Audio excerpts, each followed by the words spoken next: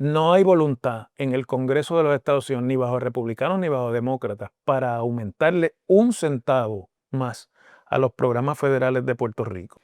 Hola, ¿cómo están? Bienvenidos al podcast del profesor Ángel Rosa de actualidad política y social puertorriqueña. Este fin de semana largo que acaba de concluir, fin de semana en el que todos necesitábamos como un break, aunque fuera un par de días. Claro, los que estamos en los medios y en los programas de análisis, pues no tenemos días feriados. Así que cuando menos tuve la suerte, la bendición de un día de trabajo sin el tráfico infernal de la zona metropolitana de San Juan. Y antes de ir al tema, quiero agradecerles a todos que se sigan suscribiendo a este canal. Ya vamos por 53,000 suscriptores en el canal de YouTube. Así que si usted nos está viendo y no se ha suscrito, porque a lo mejor este algoritmo le recomienda el podcast y no se ha llegado a suscribir, hágalo. No cuesta nada y además nos ayuda mucho a que este contenido pueda seguirse compartiendo con otros viewers, con otras personas interesadas en los temas.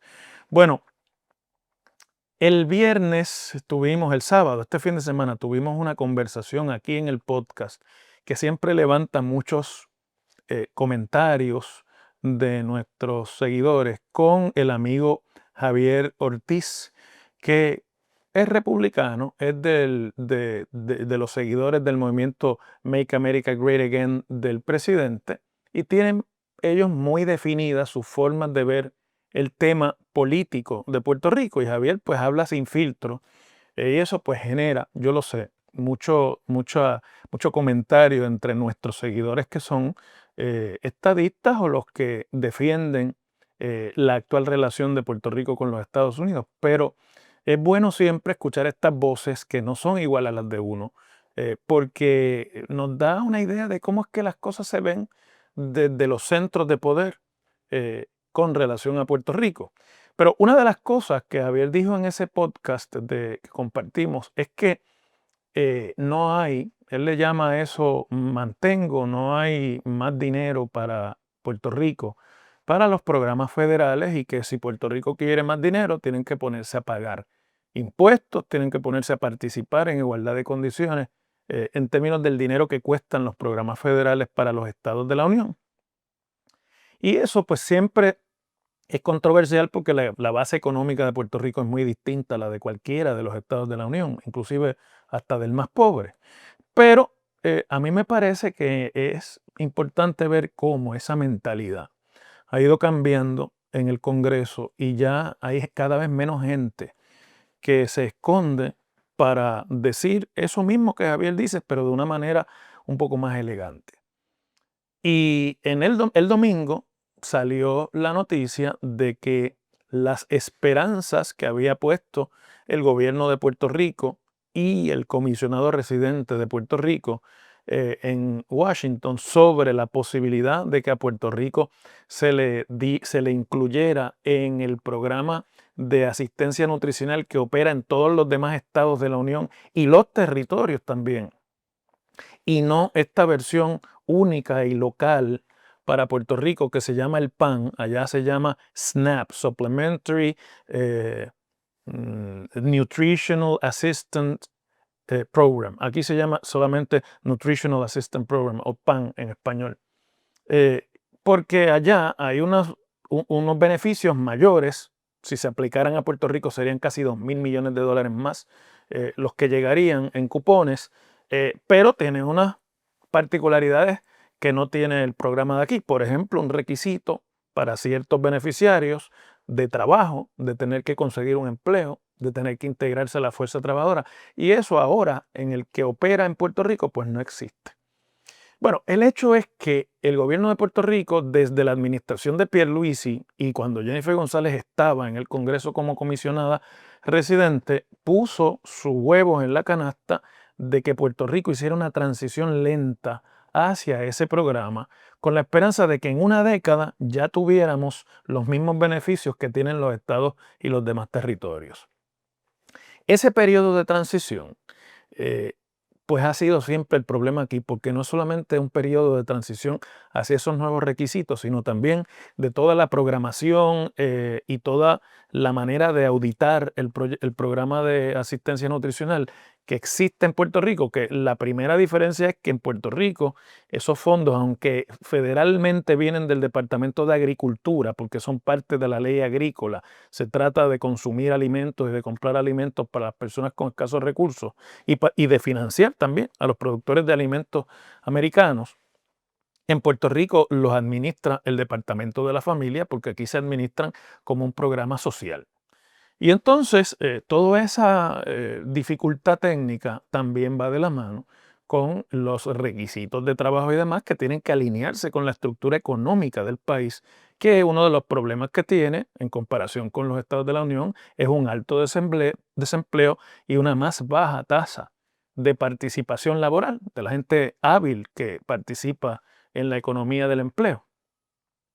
Pero fundamentalmente la negativa de esos nuevos fondos la está justificando el Congreso y el Comité de Agricultura de la Cámara de Representantes a base de lo que costaría esa transición. El estimado del Congressional Budget Office, que es la oficina que asesora al Congreso en temas de presupuesto, es de $1.000 millones el costo de la transición por 10 años. A eso habría que añadirle $900 millones más que habría que asignar para los nuevos beneficios, no solamente para la transición. Y eso cambiaría la asignación que Puerto Rico recibe ahora de cerca de 3.000 millones a cerca de 5.000 millones, 4.800 millones de dólares. Y esa ha sido la verdadera razón, tal y como habíamos hablado aquí sobre otros programas con Javier, por la cual ni el Congressional Budget Office ni el Comité de Agricultura de la Cámara, que preside el congresista republicano de Pensilvania, G.T. Thompson, han recomendado que a Puerto Rico se le incluya.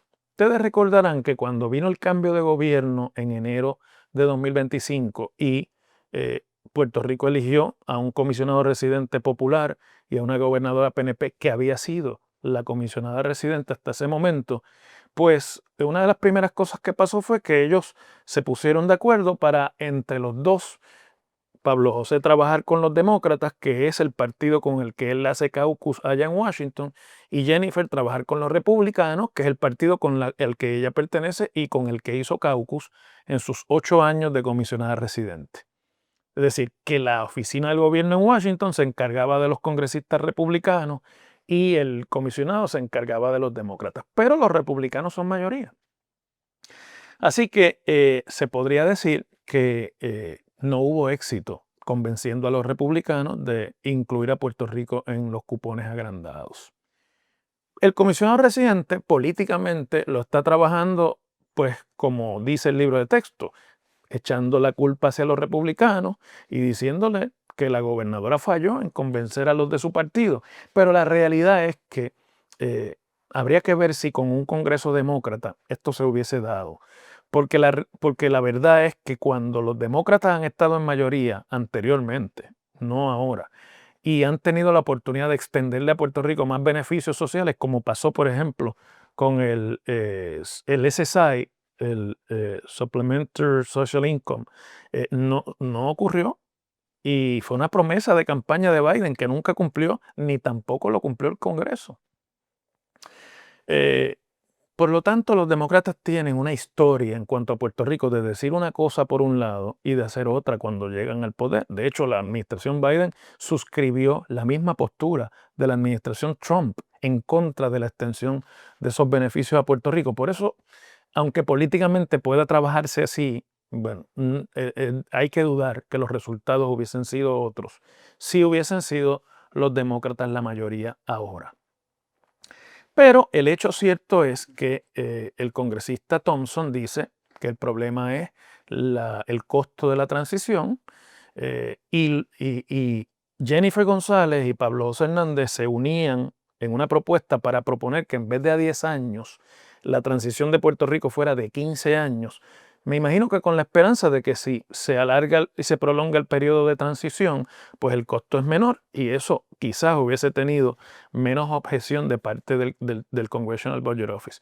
Pero allá no escucharon, hicieron oídos sordos a la propuesta de los dos políticos puertorriqueños, lo que me da a mí el indicio claro de que esto no es un problema de cuánto cuesta. Esto es un problema de voluntad política.